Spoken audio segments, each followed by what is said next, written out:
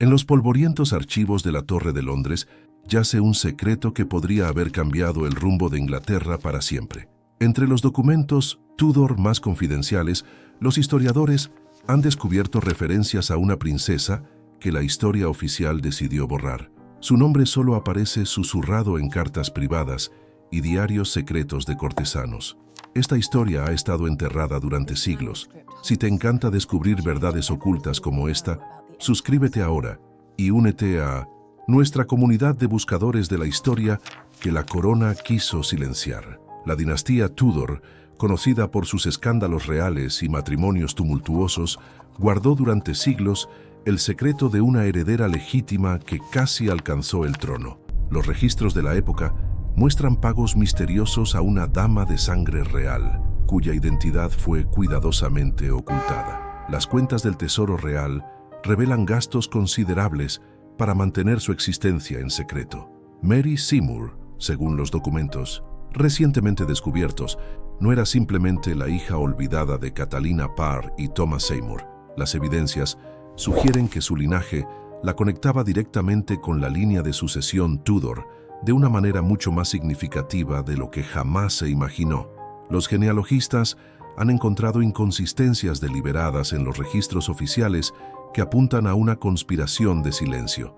Si te fascinan los misterios de la realeza y los secretos que cambiaron la historia, este canal es tu lugar. Activa las notificaciones para no perderte ningún detalle de esta investigación que está revolucionando lo que sabemos sobre los Tudor.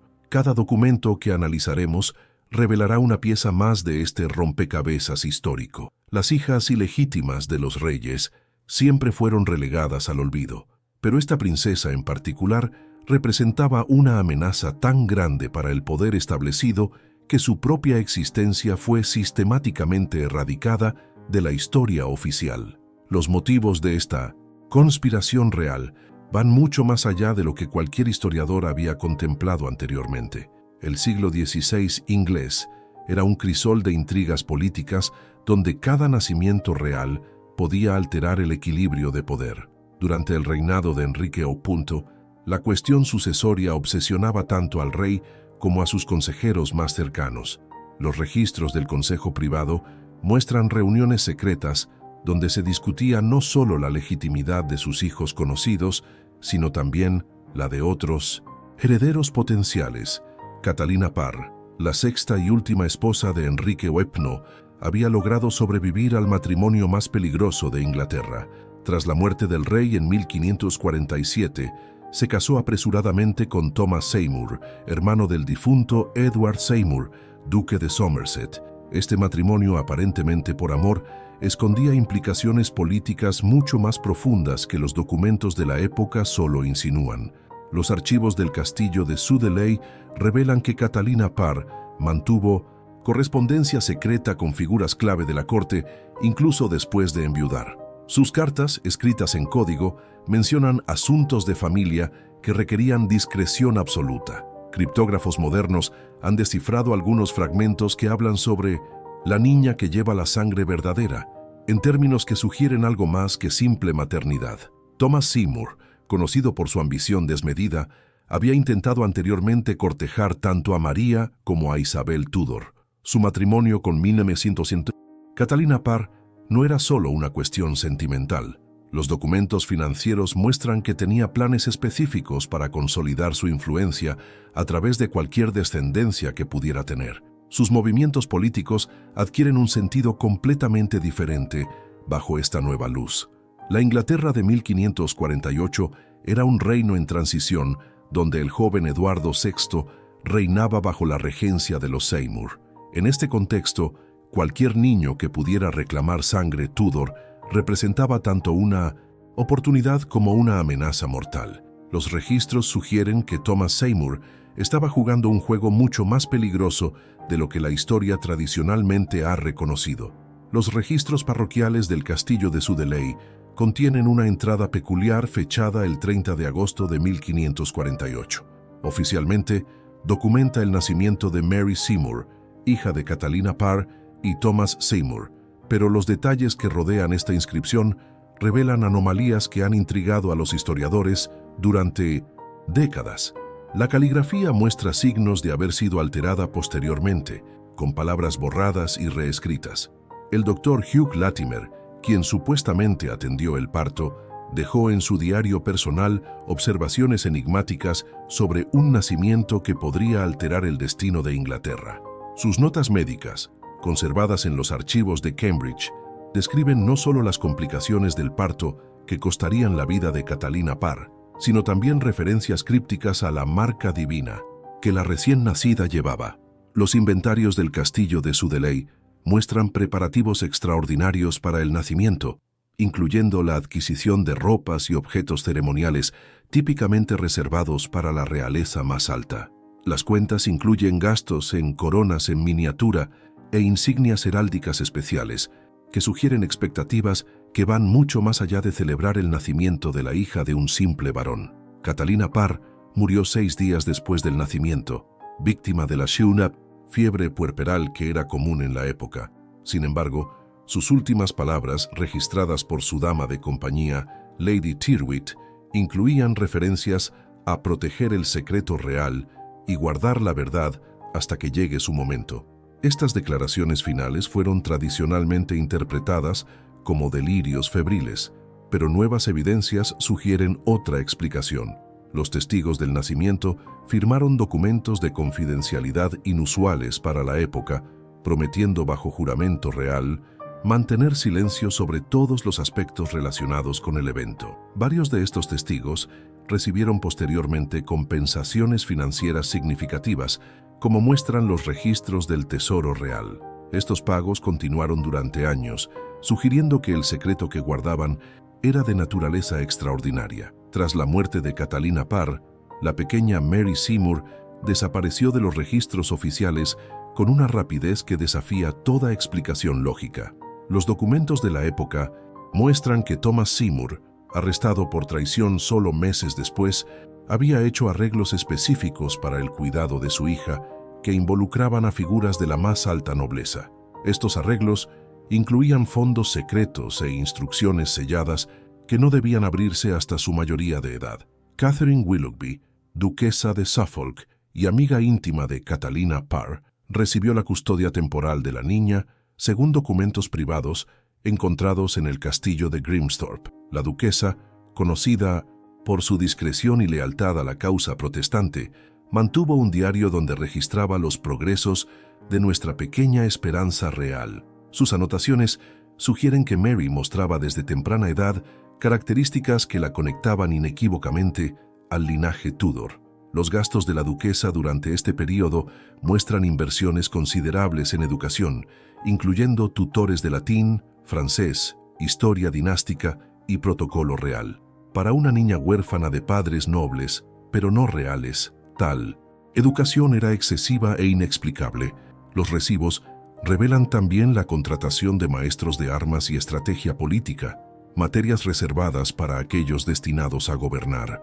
En 1552, cuando Mary tenía solo 4 años, fue trasladada discretamente a Hatfield House, la misma residencia donde Isabel Tudor había pasado su juventud.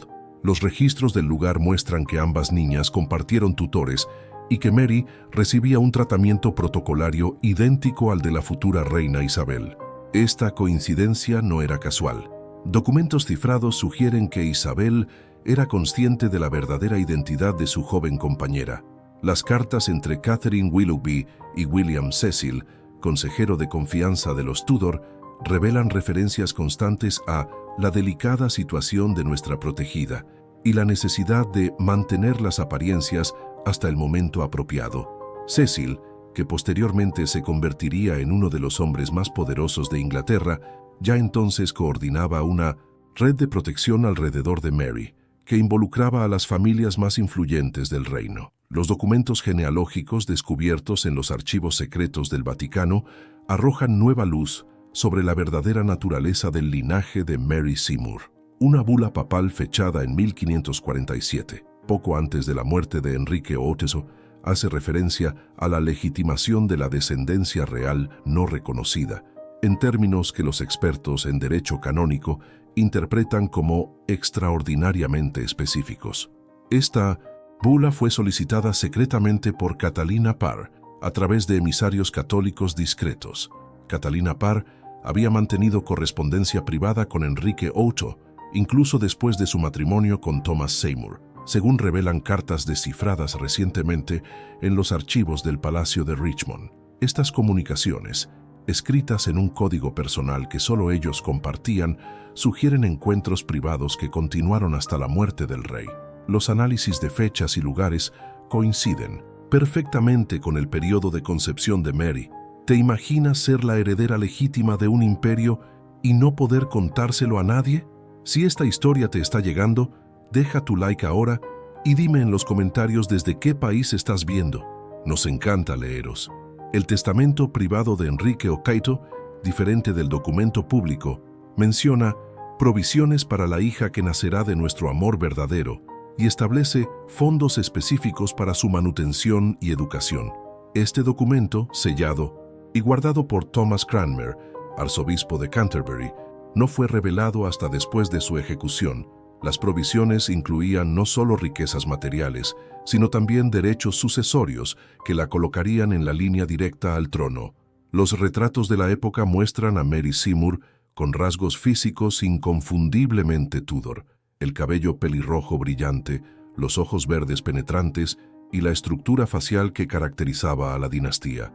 Giovanni Battista Moroni, pintor de la corte, dejó notas donde describe la semejanza sobrenatural entre la niña Seymour y su majestad fallecida, observaciones que adquieren un significado completamente diferente bajo esta nueva perspectiva histórica. Los análisis forenses modernos de mechones de cabello conservados en relicarios de la época confirman marcadores genéticos consistentes con el linaje Tudor. Estos estudios, realizados discretamente en laboratorios especializados, proporcionan evidencia científica que respalda lo que los documentos históricos habían sugerido durante siglos. La princesa olvidada no era una leyenda, era una realidad biológica e histórica que había sido sistemáticamente suprimida. William Cecil, que se convertiría en Lord Burghley, orquestó a partir de 1553 una campaña sistemática para borrar toda evidencia de la existencia de Mary Seymour como heredera legítima Tudor. Los documentos de su archivo privado, descubiertos apenas en 1995, revelan reuniones secretas con los consejeros más influyentes donde se discutía la solución permanente al problema Seymour. Estas discusiones no contemplaban la violencia, sino algo mucho más sofisticado, la reescritura completa de la historia oficial. María Tudor, al ascender al trono en 1553, había sido informada de la existencia de su hermanastra a través de canales católicos discretos. Paradójicamente, en lugar de ver en Mary Seymour una amenaza, la reina María la consideraba una aliada potencial contra las pretensiones protestantes de Isabel. Cartas interceptadas muestran planes para revelar públicamente la identidad de Mary y utilizarla para fortalecer la legitimidad católica del trono inglés. La muerte prematura de María Tudor en 1558 alteró completamente estos planes. Isabel I, al llegar al poder, se enfrentó a una decisión que definiría su reinado: reconocer a Mary Seymour como hermana legítima o perpetuar el silencio que protegía su propio derecho al trono. Los diarios de Francis Walsingham revelan que Isabel conocía perfectamente la situación y que su decisión final fue dictada por razones de pura supervivencia política. Los escándalos reales de la Inglaterra del siglo XVI habían enseñado a los Tudor que la legitimidad era un arma de doble filo. Reconocer a Mary Seymour habría implicado reconocer también los encuentros secretos entre Enrique Oxin y Catalina Parr, comprometiendo la memoria del rey y potencialmente la estabilidad del reino. Isabel, con su pragmatismo característico, optó por transformar a su hermana en un fantasma histórico. La red de nobles que había protegido a Mary durante su infancia recibió órdenes explícitas de transferir su lealtad exclusivamente a Isabel. Los documentos muestran que esta transición no fue voluntaria. Aquellos que se resistieron enfrentaron consecuencias que iban desde el exilio hasta la confiscación de propiedades. La supervivencia de Mary dependía ahora no de su reconocimiento, sino de su invisibilidad absoluta.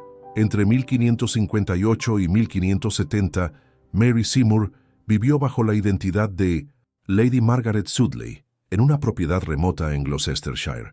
Los registros locales muestran que mantenía un estilo de vida que, aunque discreto, incluía lujos y protocolos incompatibles con su supuesta condición de huérfana noble.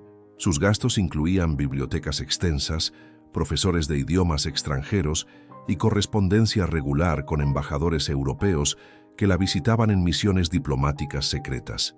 Los diarios de Sir Francis Knollys, primo de Isabel I, revelan visitas regulares a la propiedad donde Mary residía. Estas visitas, oficialmente catalogadas como inspecciones de rutina, incluían conversaciones extensas sobre política europea y matrimonios dinásticos. Knollys describe a Mary como una mujer de inteligencia excepcional que comprende las sutilezas del poder mejor que muchos consejeros reales. Sus observaciones sugieren que Mary estaba siendo preparada para algún papel futuro específico. La correspondencia interceptada entre Mary y figuras clave de las cortes, francesa y española, revela negociaciones matrimoniales que habrían sido imposibles para alguien sin sangre real legítima. Felipe II de España, en particular, mostraba interés en una alianza que involucraba a la heredera oculta de Inglaterra. Estas negociaciones continuaron durante años, sugiriendo que la identidad real de Mary era conocida y respetada en las principales cortes europeas. ¿Te imaginas vivir toda tu vida sabiendo que eres heredera legítima de un trono, pero no poder reclamarlo? Comparte este vídeo si crees que esta historia merece ser conocida, porque los secretos de la realeza continúan impactando nuestra comprensión de la historia. Cada documento que analizamos revela más capas de esta conspiración extraordinaria. Durante este periodo, Mary desarrolló una red de contactos que incluía a jesuitas, diplomáticos y nobles de toda Europa.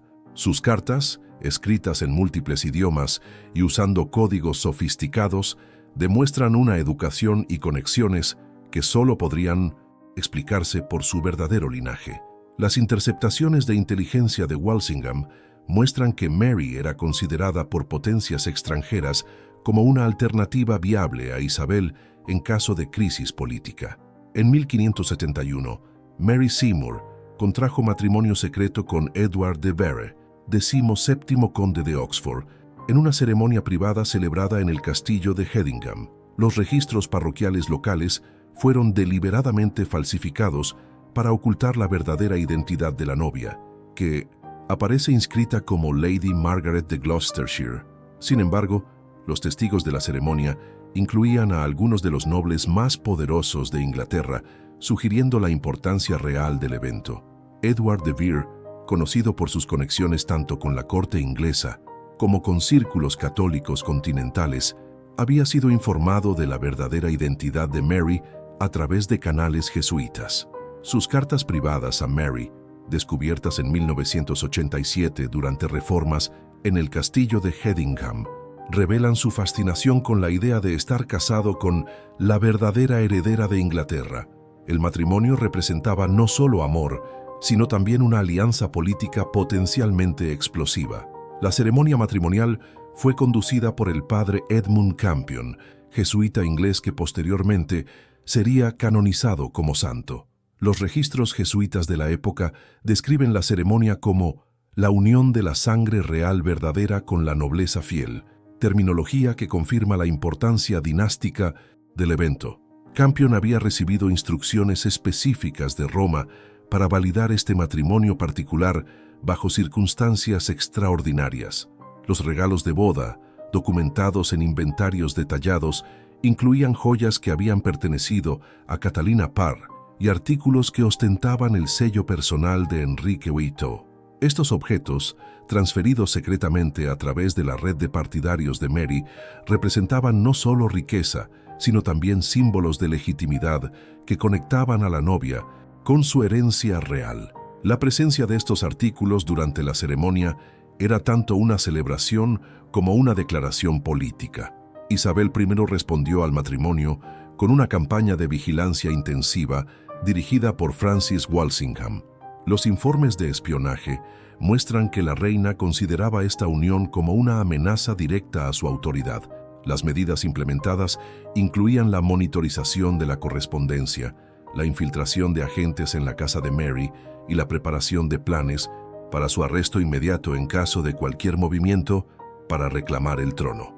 Los archivos familiares de los de Vere contienen registros de 3 hijos nacidos del matrimonio entre Mary Seymour y Edward: Elizabeth, Henry y Catherine. Cada nacimiento fue celebrado en privado, pero documentado meticulosamente, con un énfasis particular en los rasgos físicos que conectaban a los niños con el linaje Tudor. Elizabeth, la mayor, mostraba el característico cabello pelirrojo y los ojos verdes que marcaban la dinastía, mientras que Henry heredó la mandíbula fuerte y el porte regio que caracterizaba a los hombres Tudor. Los registros de bautismo, aunque oficialmente listando a los niños como hijos de Vere, contienen anotaciones en latín que hacen referencia a sanguis regalis y a heredes legitimi, términos que indican claramente el reconocimiento del linaje real.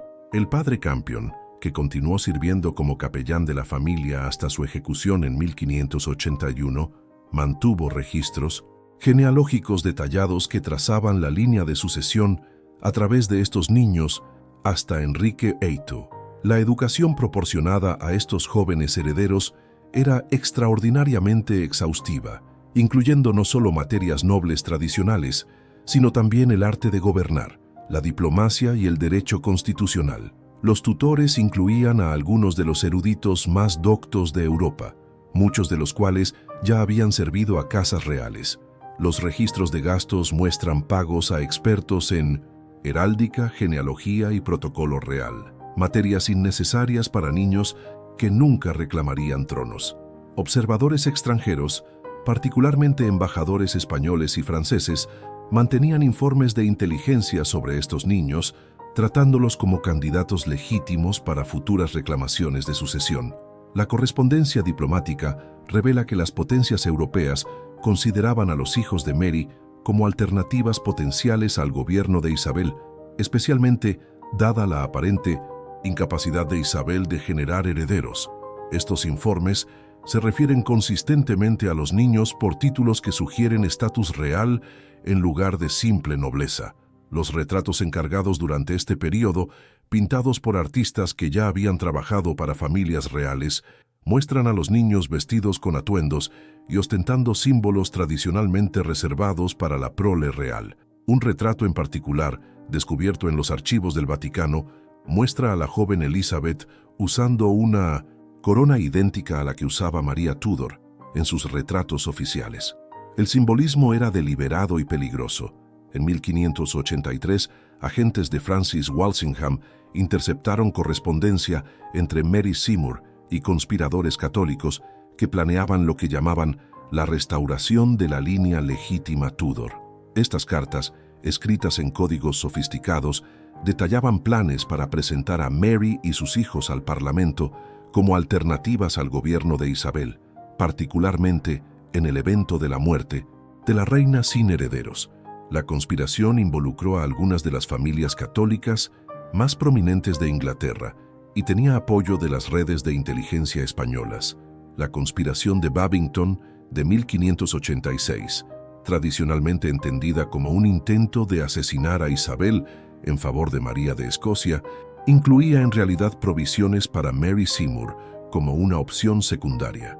Documentos incautados durante los arrestos revelan que los conspiradores la veían como potencialmente más aceptable para los nobles ingleses que la reina escocesa, dado su indiscutible nacimiento inglés y educación protestante, a pesar de su matrimonio católico. Esta revelación añade una dimensión completamente nueva a una de las conspiraciones más famosas de la historia.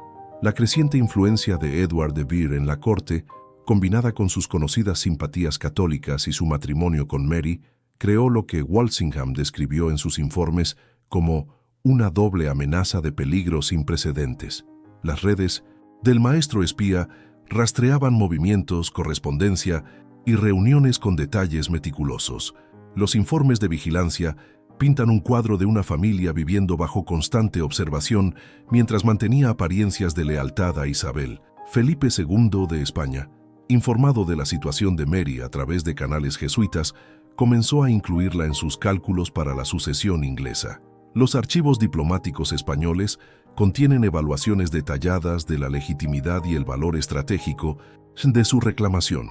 Un documento particular de 1587 la describe como la princesa durmiente que podría despertar para transformar el futuro de Inglaterra. Una evaluación que aterrorizó a los consejeros de Isabel cuando se enteraron de ella a través de correspondencia española interceptada. Este canal existe para revelar lo que la historia oficial ha callado. ¿Qué otro secreto de la realeza te gustaría que contáramos? Escríbelo abajo y quizás sea nuestro próximo vídeo. Los niños, ahora adolescentes, estaban comenzando a atraer atención por sí mismos. Elizabeth de Vere, la hija mayor de Mary, se había convertido en una joven de belleza impresionante e inconfundible porte real. Informes de observadores de la corte notaron su semejanza con retratos de Ana Bolena y describen su presencia como imponiendo una deferencia natural generalmente reservada para aquellos nacidos para gobernar. Esta creciente visibilidad pronto resultaría ser tanto una bendición como una maldición para la familia real oculta. La derrota de la Armada Invencible en 1588 marcó un punto de inflexión en el destino de Mary Seymour. Con la amenaza española eliminada, Isabel I se sintió lo suficientemente segura como para considerar resolver permanentemente lo que sus consejeros llamaban la situación Seymour. Documentos de Hatfield House revelan planes para ofrecer a Mary una elección, exilio voluntario con provisiones generosas o enfrentar cargos de traición que inevitablemente resultarían en su ejecución. La opción fue presentada como misericordia, pero todos entendieron la verdadera naturaleza del ultimátum. La respuesta de Mary, preservada en una carta a William Cecil, demuestra tanto su inteligencia como su comprensión de las realidades políticas. Aceptó el exilio, pero exigió garantías para la seguridad de sus hijos y provisiones para su educación y matrimonios apropiados a su linaje. Sus negociaciones fueron conducidas con una dignidad y astucia que impresionaron incluso a sus adversarios. Cecil escribió más tarde que ella mostró gracia bajo presión, digna de su sangre real.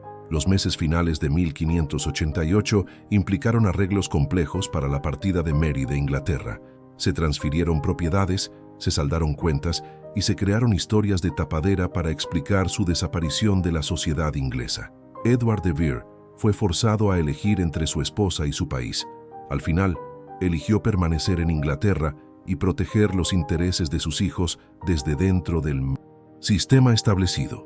La despedida entre Mary y sus hijos, descrita con detalles conmovedores en cartas supervivientes, representa uno de los ejemplos más desgarradores de sacrificio real de la historia. Escribió a cada hijo extensas cartas para ser abiertas en su mayoría de edad, explicando su verdadera herencia y proporcionando pruebas genealógicas detalladas de su reclamación legítima al trono inglés. Estas cartas, escondidas durante siglos, fueron descubiertas apenas en 1994 durante trabajos de restauración en el castillo de Hedingham. En diciembre de 1588, Mary Seymour oficialmente murió, según los registros ingleses.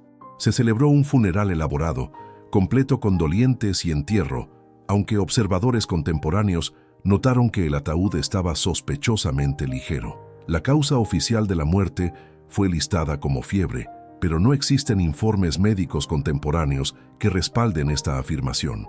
La verdad era que Mary había comenzado una nueva vida que la llevaría lejos de Inglaterra, pero nunca lejos de su verdadera identidad.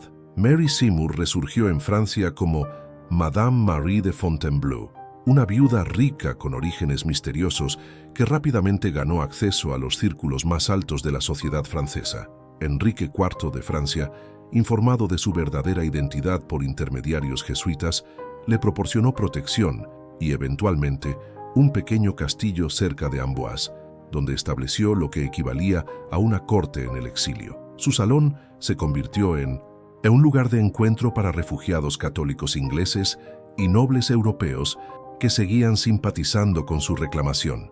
Los registros del Château de Fontainebleau muestran que Mary mantuvo una extensa correspondencia con las potencias europeas, siempre defendiendo los derechos de sus hijos y ocasionalmente sirviendo como embajadora no oficial para los intereses católicos ingleses. Su inteligencia y habilidades diplomáticas fueron ampliamente reconocidas. Archivos españoles contienen referencias a que su consejo era solicitado en asuntos que iban desde la política inglesa hasta negociaciones de matrimonio entre la realeza europea. En 1603, cuando Isabel I murió y Jacobo I ascendió al trono inglés, Mary vio una oportunidad para el regreso de sus hijos. A través de conexiones escocesas y redes católicas, negoció acuerdos discretos para que sus hijos retomaran sus lugares en la sociedad inglesa. Elizabeth de Vere se casó con William Stanley, sexto conde de Derby, en una ceremonia que, aunque no reconocía su sangre real públicamente, incluyó reconocimientos sutiles de su elevado estatus. Henry y Catherine, los hijos menores de Mary, siguieron caminos diferentes, pero ambos mantuvieron la conciencia de su herencia. Henry siguió una carrera militar en ejércitos europeos, convirtiéndose eventualmente en un distinguido general al servicio español. Catherine entró en la vida religiosa, pero continuó la correspondencia con su madre, que revela una conciencia continua de los desarrollos políticos en Inglaterra. Ambos llevaban los rasgos físicos y el porte regio que los marcaban claramente como descendientes de los Tudor. La propia Mary vivió hasta 1634, alcanzando la notable edad de 86 años. Sus últimos años los pasó escribiendo memorias detalladas que documentaban no solo su propia historia, sino que también proporcionaban pruebas genealógicas y contexto histórico que las generaciones futuras podrían necesitar. Estas memorias, escritas en múltiples copias y escondidas en varios lugares europeos, eventualmente se convertirían en la base para la investigación histórica moderna sobre su notable vida. Hasta el día de hoy, los descendientes de Mary Seymour continúan viviendo en Europa, principalmente en Francia y España, manteniendo discretamente su conocimiento del linaje real inglés que portan. Genealogistas modernos han rastreado al menos 17 líneas familiares que pueden trazar su ascendencia directamente hasta la princesa olvidada de los Pinobentin Tudor. Estas familias conservan documentos, retratos y objetos que prueban su extraordinaria herencia. Si esta historia te ha fascinado tanto como a nosotros, no olvides suscribirte y activar la campanita para más secretos históricos que cambiarán tu perspectiva sobre el pasado. Comenta qué otros misterios de la realeza te gustaría que investigáramos, porque cada mes descubrimos nuevos documentos que revelan verdades ocultas durante siglos. Suscríbete y activa la campanita para no perderte los secretos que seguimos desenterrando. Cada semana, una nueva historia olvidada vuelve a la vida aquí, en el velo oculto. Los archivos del Vaticano, parcialmente abiertos en 2019, han revelado correspondencia adicional que confirma el reconocimiento papal de la legitimidad de Mary Seymour. Una bula secreta de 1598 la designa como la verdadera heredera de Inglaterra y establece que sus descendientes mantienen derechos dinásticos válidos bajo la ley canónica. Este documento representa quizás la validación más oficial de su estatus real jamás descubierta. Las hijas ilegítimas de los reyes han sido tradicionalmente ignoradas por la historia, pero el caso de Mary Seymour demuestra cómo una mujer extraordinaria puede mantener su dignidad real y proteger su descendencia incluso en las circunstancias más adversas. Su historia redefine nuestra comprensión de los escándalos reales de la Inglaterra del siglo XVI y revela la complejidad política que caracterizó la era isabelina. Si has llegado hasta aquí, formas parte de esta búsqueda de la verdad. Danos un like, comenta desde dónde nos ves y comparte este video si crees que Mary Seymour merece ser recordada por todos. La princesa olvidada de la dinastía Tudor, que casi se convirtió en reina de Inglaterra, nos enseña que la historia oficial rara vez cuenta la historia completa. En los polvorientos archivos de Europa yacen miles de secretos similares, esperando ser descubiertos por investigadores valientes dispuestos a desafiar las narrativas establecidas. Mary Seymour finalmente ha reclamado su lugar en la historia, no como reina, sino como una mujer extraordinaria cuyo legado trasciende los siglos y continúa inspirando a quienes buscan la verdad histórica.